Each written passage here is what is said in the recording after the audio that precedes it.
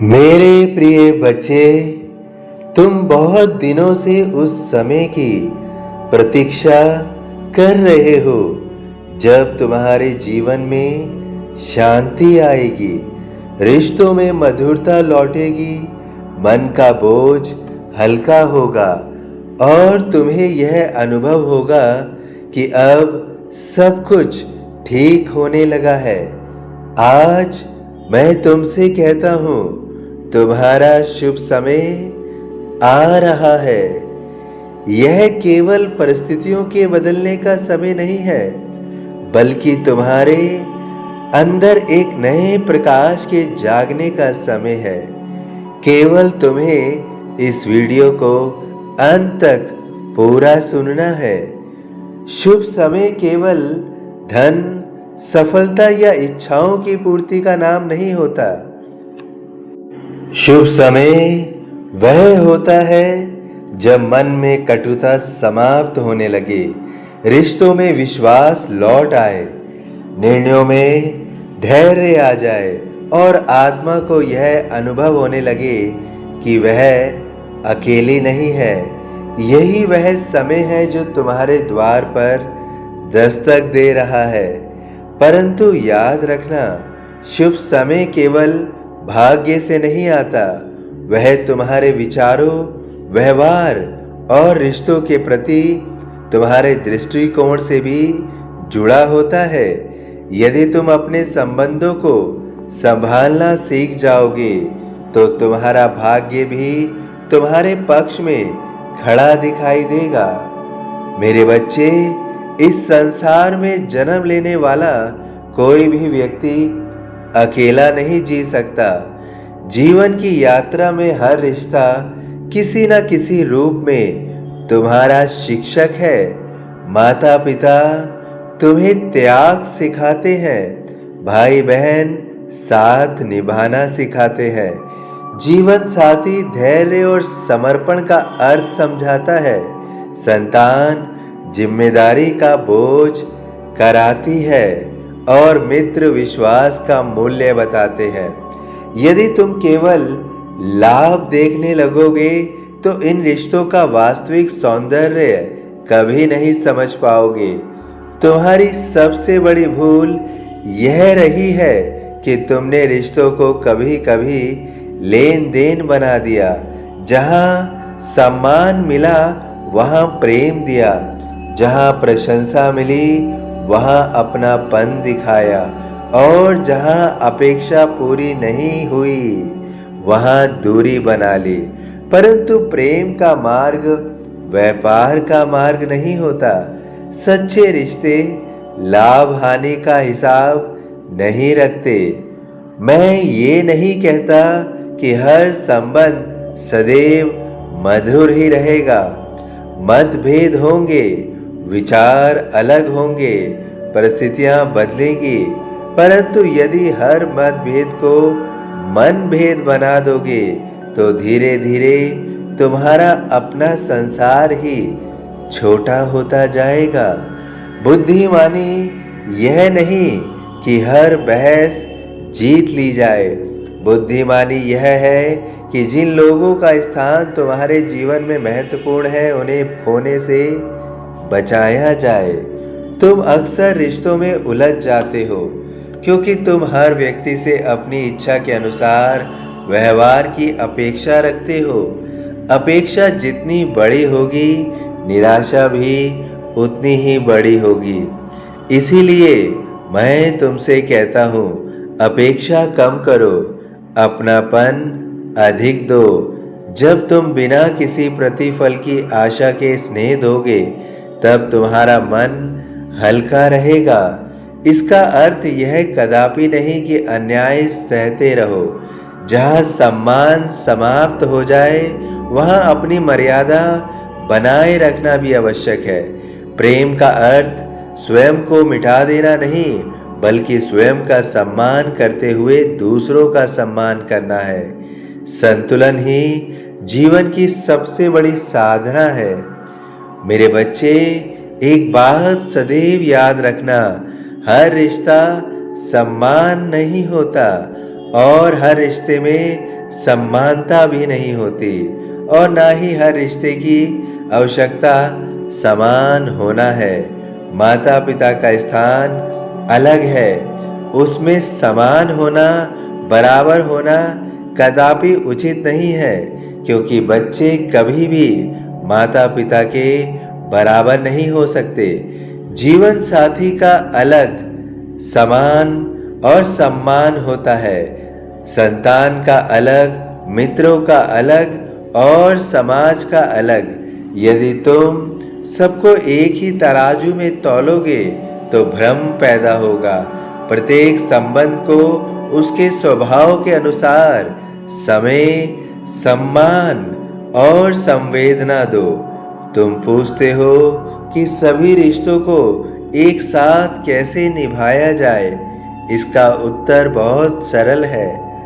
इसे निभाने के लिए उसे अपनाने का अभ्यास करना चाहिए। सबसे पहले सुनना सीखो। अधिकांश विवाद इसलिए नहीं होते कि लोग गलत हैं, बल्कि इसलिए होते हैं कि कोई किसी की बात पूरी तरह सुनने से बचना चाहता है, सुनना नहीं चाहता।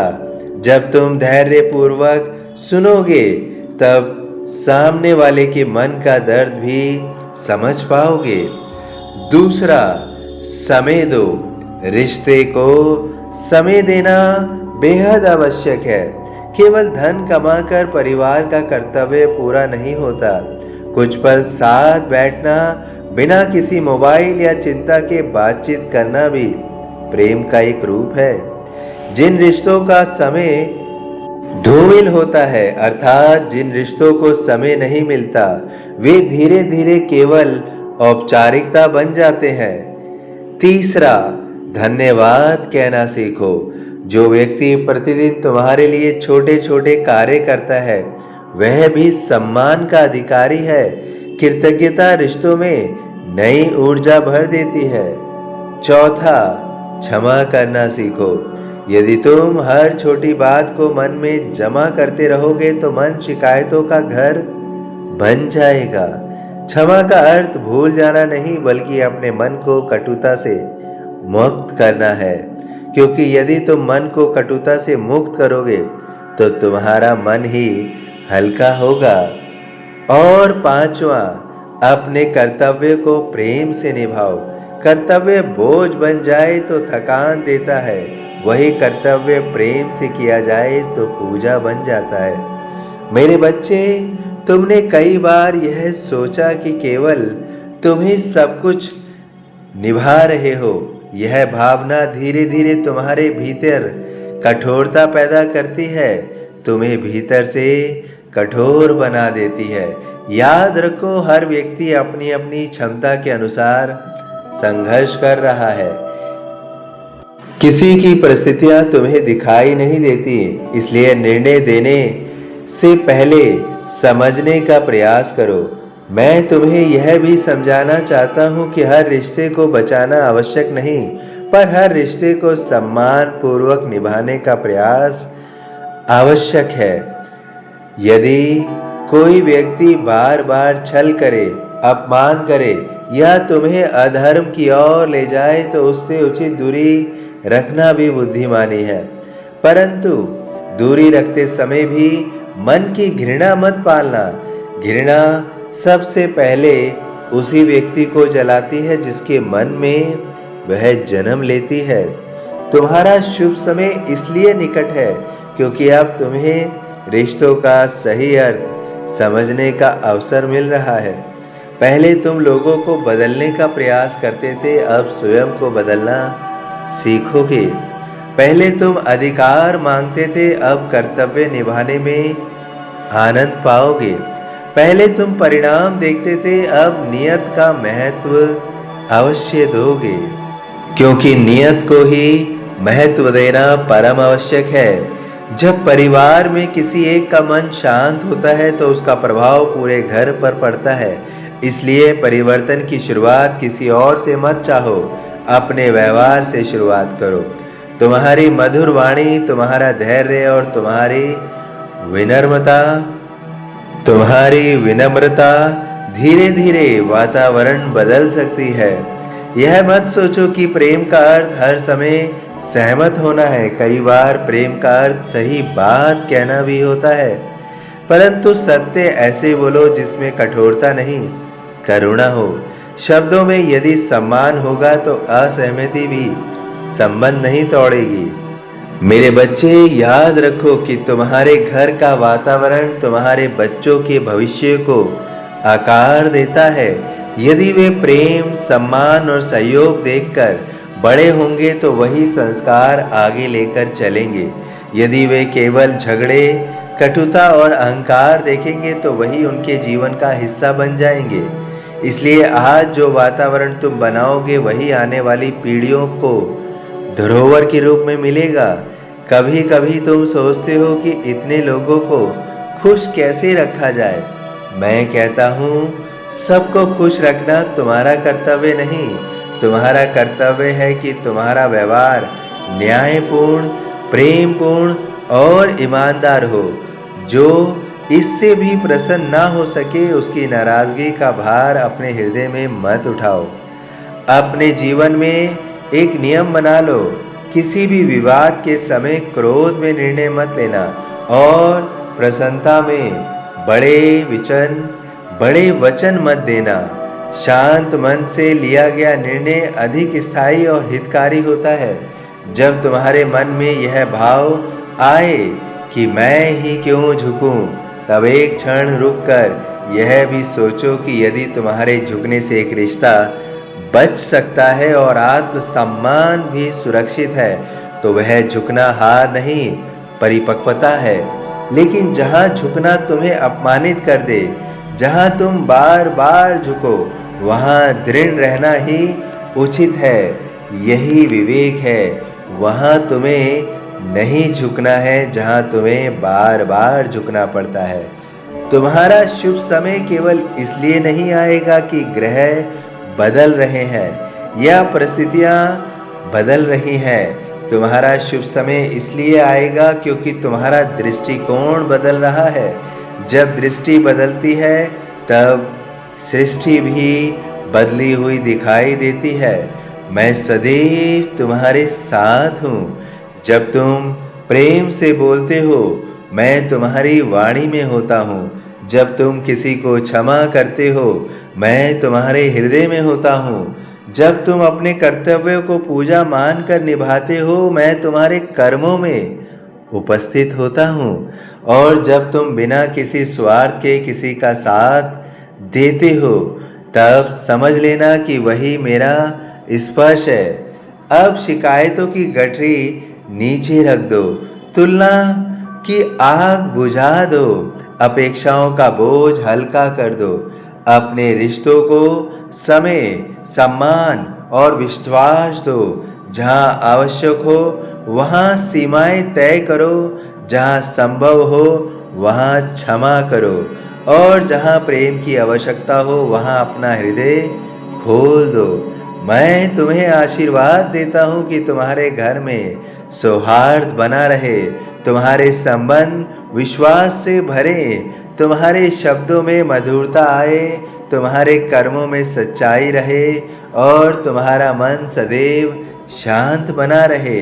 याद रखो मेरे बच्चे, जिस घर में प्रेम, कर्तव्य, सम्मान और धैर्य एक साथ रहते हैं, वही शुभ समय स्थायी रूप से निवास करता है। इसलिए उठो, अपने रिश्तों को नया जीवन दो, टूटे हुए विश्वास को जोड़ने का प्रयास करो, अनावश्यक अपेक्षाओं को छोड़ दो और अपने कर्तव्य को प्रेम के साथ अवश्य निभाओ। तब तुम समय और स्वयं को महत्व दे पाओगे। तब तुम स्वयं अनुभव करोगे कि जिस शुभ समय की तुम वर्षों से प्रतीक्षा कर रहे थे, वह धीरे धीरे नहीं बल्कि पूरे प्रकाश के साथ तुम्हारे जीवन में प्रवेश कर चुका है। मेरा आशीर्वाद सदा तुम्हारे साथ है। तुम्हारा शुभ समय आ रहा है और इस बार वह केवल कुछ दिनों का नहीं बल्कि तुम्हारे बदले हुए जीवन का नया अध्याय बनेगा। इसलिए मैं तुम्हें कह रहा हूँ कि तुम्हारा शुभ समय आ रहा है, तुम्हारा शुभ समय आ रहा है।